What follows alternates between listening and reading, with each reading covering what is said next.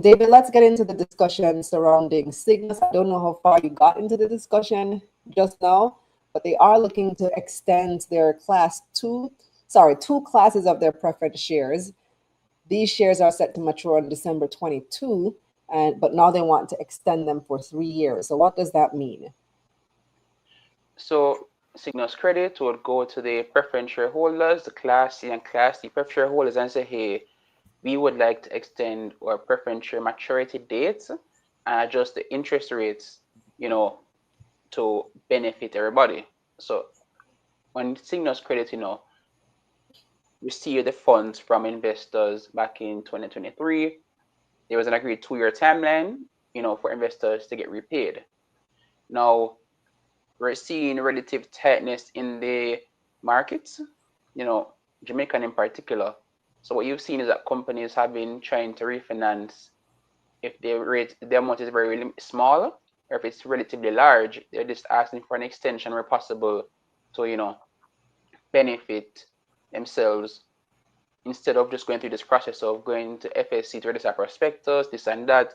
So just ask for an extension and get the approval is relatively cheaper and more efficient depending on the structure. So in this case, Sygnus pref shares could mature in December under the current timeline, right?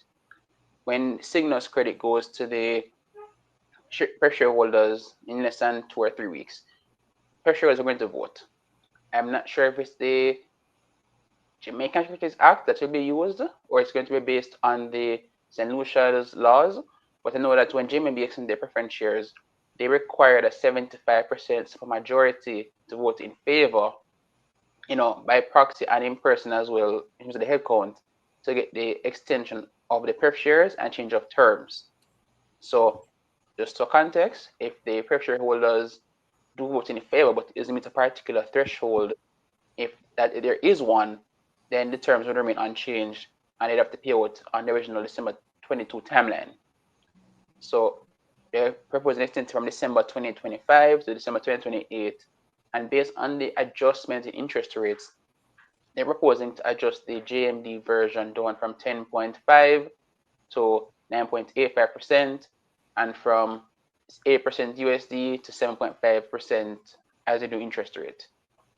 So all that would happen is that your pref shares would just have a new maturity date. You could continue to sell them on the JSC if you so please, if these terms are approved. But otherwise, it's just something to watch and see at the moment. Is this something that companies typically do, or is this an unusual move? It's relatively unusual when it context of the last 2 years. So let me say why I said the last 2 years in particular. So let's use a JMB, for example, as reference, right?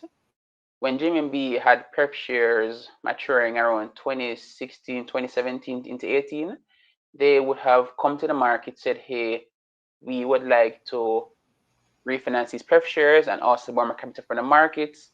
They came to the market, got the money, paid the old pref shareholders, have new pref shareholders, and continue to grow.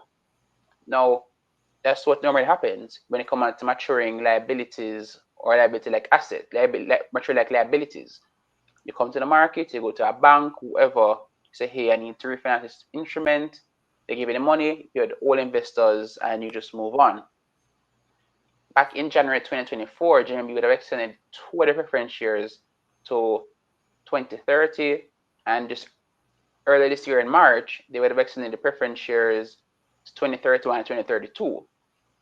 Now, the choice of coming to ask for an extension, it is more amenable and cheaper from the perspective of just getting consent of preference shareholders.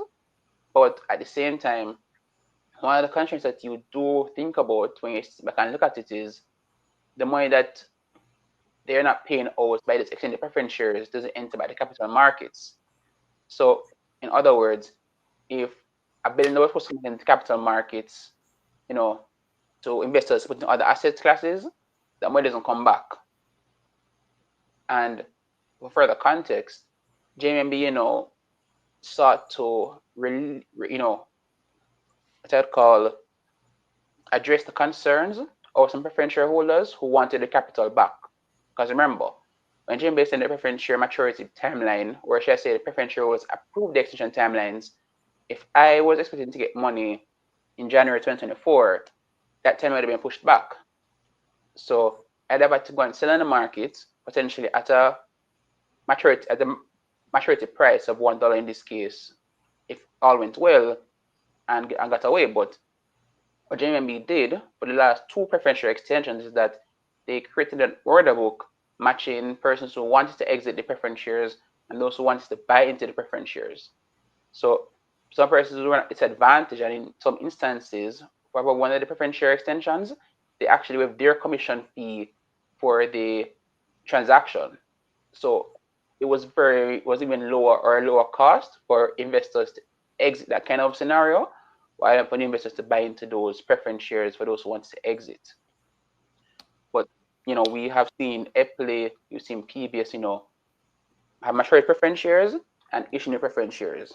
That's natural structure, natural methodology.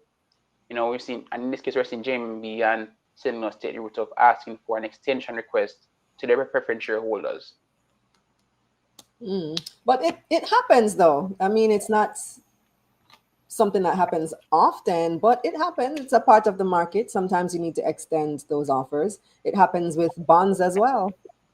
No, that's perfectly fine, Kalila, but when you're seeing more companies, in this case, asking for extension requests rather than actually going to the market to refinance, it can potentially indicate to you that the markets are potentially probably more pricey in one sense. And at the same time, at least when you go to the pressure holders, or in this case, your bond holders, and say, hey, how about we extend and give you better terms? You might probably pay more interest cost in the short term, but you probably can refinance in the future period at better terms, because let's use Germany, for example, right? Their pressure that matured, the USL one that matured back in March of this year, or sorry, there was a post mature in March of this year. It was really priced at 5.75% USD, right? When they extended their preference share, it became 7.5% as the new rate.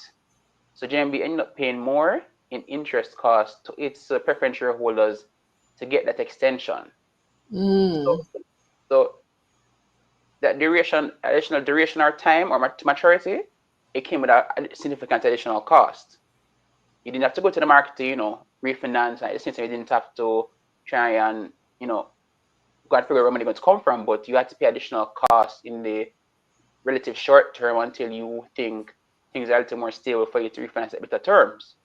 And I don't recall, these preference shares having what I want to call early termination like clauses, like in a bond. So, for example, some bonds allow for you to redeem the bond in, let's say, a bond is for 5 years, right? Some bonds have a feature whereby you can redeem that bond in year 4, year 5 at no penalty, basically. So when Jimmy Pressure was extending the preference share to 2030 or 2031, it's just locked at that rate on the USL side, and on the JMB side, those preference are variable rates. So as rates come down, they get the benefits on the JMB side, but on the USL side, where most of the pressure value is, they're locked as a higher rate and paying more interest expense in a sense for the foreseeable future until that maturity time comes around again. But David, we're also in a situation where interest rates are trending down.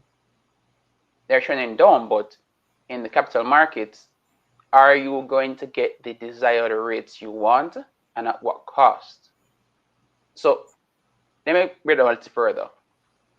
Let us say Sygnus and other guys to go to market and try to refinance. Are they going to get the proposed rates that they're proposing to pressure holders right now, or are they going to still be priced at a relatively high rate? So interest rates are coming down, Kalila, but there's still a lag in terms of when rates have to come down and when that's reflected in certain asset classes at the same time. So, persons, I mentioned it. When interest are going up, banks and everybody was repricing their cost of interest very fast. But as rates come down, there's a relative lag between, when those higher interest costs are passed on to, in this case, issuers like Sygnus or JMB, and also to the general public like borrowers. So some banks start to reduce their rates, but you're not seeing a significant pass-through effect as yet, because 7% to 5.75% is on the JMD side for Jamaica, but we've only seen the US Federal Reserve go from 5.25 to 5.5% to just 4.25 to 4.5% for their policy rate. So yes, research running down, but that pass-through is still relatively not as impactful. At the same time, some of these companies are saying, hey, based on what we see, it's better we have a new facility or structure that benefits us to refinance very quickly or easily, because even VM Investments Limited recent bond IPO, right? They talked about 57% of that bond IPO was just persons saying, hey, we agree to transfer our interest in the old maturing bond into this new publicly listed bond. So more than half of the value of that bond did not come from new money. It was this person saying, hey, we're going to move our interest from this old debt facility or debt instrument into this new debt instrument. So I'm not saying the capital markets are dry. That's not the case at all. But the fact that you're seeing more companies maneuvers or structures by either asking for extensions or moving the debt into publicly listed notes, and that's a bad thing. You get greater market participation, but it does potentially indicate to you that there is still some relatively high interest costs in the general marketplace for certain investors. O'Shane makes the point, I believe, agreeing with you. The new terms may not be favorable for some investors. At 10.5% dividend, I could pay my bills, but at 9%, not so much. So we have to see how the market responds when this does indeed come to market.